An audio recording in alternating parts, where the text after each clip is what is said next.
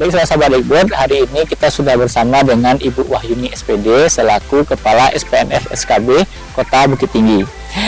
Jadi Bu ini izin kita sedikit tanya jawab ya Bu.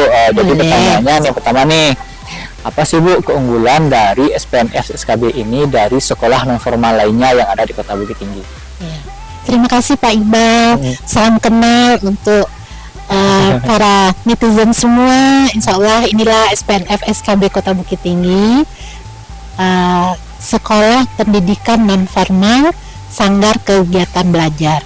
Ini adalah salah satu dan satu-satunya sekolah negeri yang melayani pendidikan non formal.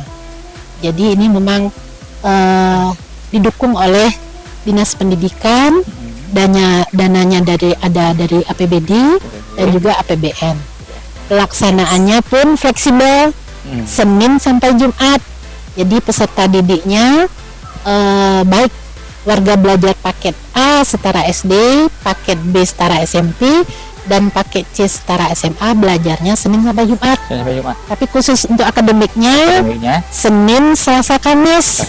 Nah, di hari Rabunya ada kegiatan ekskul. Anak-anak dilatih olahraga, ada bulu tangkis, ada tenis meja, dan juga seni, ada randai, dan juga ada bisa karaokean juga bisa, ada alat karaokean juga tari. Kemudian kita bisa ke alam, kegiatan belajar di alam, dan juga di hari Jumat kita ada praktek keagamaan, ada pembelajaran mengaji, praktek sholat, dan ada tablik akbar pas peringatan hari besar. Jadi tidak serta-merta belajarnya di dalam kelas. Iya, kita belajarnya bagaimana anak senang, karena kalau fokus di kelas saja, kita tahu anak-anak sekarang kan cepat bosan.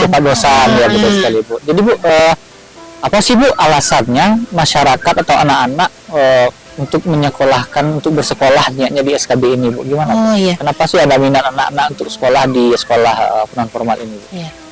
Karena ini terkait fleksibel tadi ya Bu ya. Bisa kapan saja. Nah, karena kita itulah membedakan dengan pendidikan formal.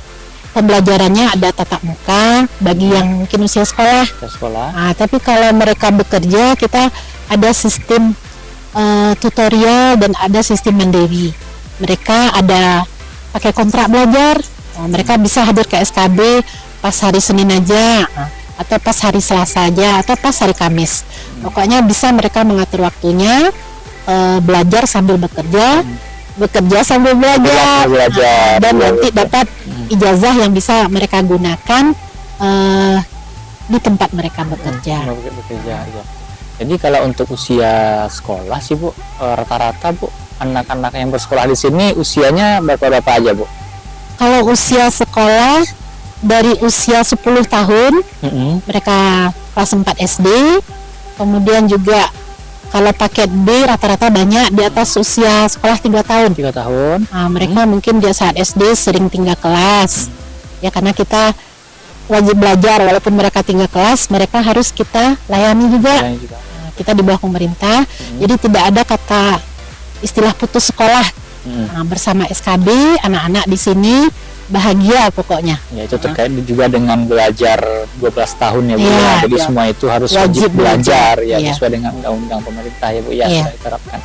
Jadi Bu, kenapa sih Bu harus ke SPNF ini anak-anak bersekolah? Kenapa anak-anak itu tidak bersekolah ke sekolah formal, sekolah ini? Jadi alasannya apa Bu? Apakah ada faktor tersendiri anak-anak kenapa harus bersekolahnya di sini kita Bu? Iya.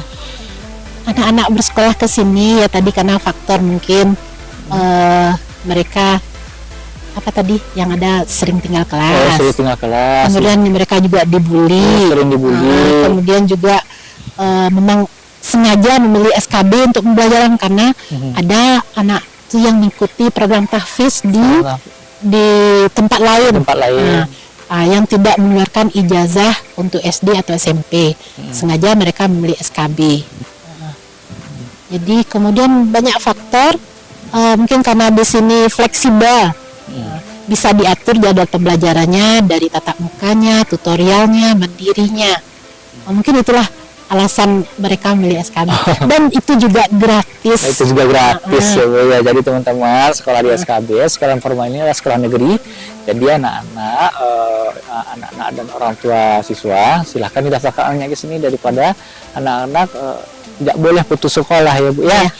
Jadi Bu, apa sih Bu harapan Ibu selaku kepala sekolah nih ya Bu terkait dengan mutu pendidikan yang Bu terapkan di sekolah yang Ibu pimpin? Apa harapan Ibu agar ke depannya mutu pendidikan di SPNF SKB Kota Bukit Tinggi ini lebih berjalan lebih baik dari tahun-tahun sebelumnya, dan peran serta instansi atau pemerintah sih Bu, harapan Ibu kepada pemerintah juga gimana untuk meningkatkan mutu pendidikan di SPNF SKB ini Bu? Apa harapan Ibu? Harapannya pendidikan non formal ini lebih diperhatikan. Alhamdulillah kami tahun ini mendapat tenaga P3K 9 orang. 9 orang. Dengan 9 orang ini kita bisa membuat gebrakan pendidikan non formal, tidak hanya melayani paket A, paket B, paket C, juga pendidikan non formal lainnya seperti keterampilan hidup, life skill untuk masyarakat. Sebelumnya memang kita mengadakan keterampilan untuk masyarakat di kelurahan, tapi karena faktor SDM yang kurang kita mengkampuskan SKB aja. Jadi kita bisa kedepannya selain di SKB juga di tengah masyarakat kita bisa bikin desa binaan, kita bisa bikin PAUD. Jadi semakin dipercaya oleh masyarakat pendidikan non formal ini. Berarti dari semua, kalau dari segi aspek sarana prasarana gimana Bu? Aspek sarana prasarana mungkin ya untuk keterampilan kita butuh misalnya keterampilan masak, kita juga butuh pustaka, kita juga butuh musala, karena rata-rata murid kita sudah paket A, B, C setara SD, SMP, SMA sudah di atas 200. Jadi selama ini kita memanfaatkan aula serbaguna ya, disitulah kegiatan olahraga, situ seni, situ praktek salat. Kalau bisa dikondisikan adalah ada musalanya gitu, ada pustakanya, dan juga banyak keterampilan bisa kami sampaikan kepada masyarakat dan juga anak didik kami. Ya baik Bu, semoga apa yang Ibu harapkan dan keinginan Ibu selaku kepala SPNF SKB ini agar dapat terwujud ya Bu ya. Amin ya. Semoga nanti peningkatan pembelajaran yang ada di SPNF SKB ini dapat lebih meningkat ke depannya daripada tahun-tahun sebelumnya gitu ya Bu ya. Oke Bu, terima kasih atas wawancaranya Bu. Sama-sama Pak Iqbal.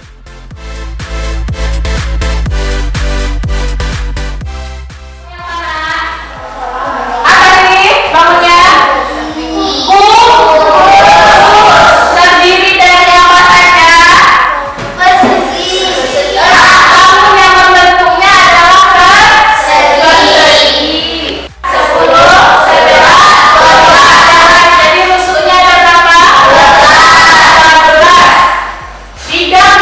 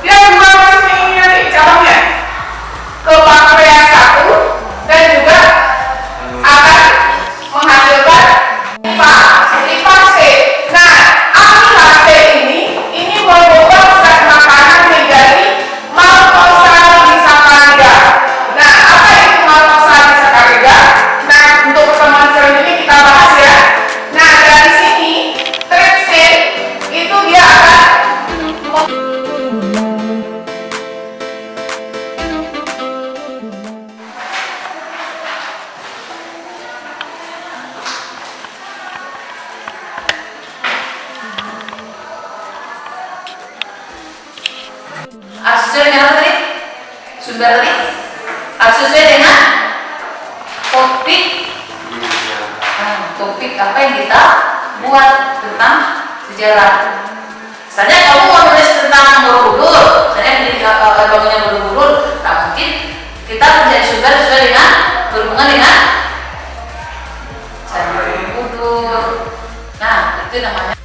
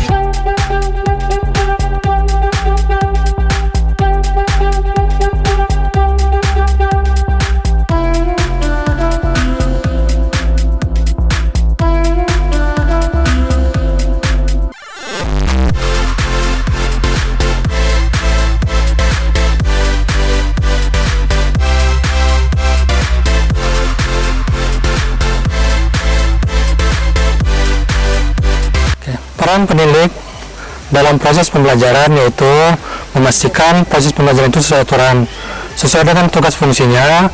Peran pendidik itu sebagai pengendali mutu dan evaluasi dampak program. Nah, termasuk di satuan pendidikan kita yakni SKB. Peran pendidik itu melihat proses pembelajaran yang ada di sekolah apakah sesuai dengan aturan atau tidak. Kalau sudah sesuai aturan, kita akan evaluasi dan kita akan berikan program terbaru.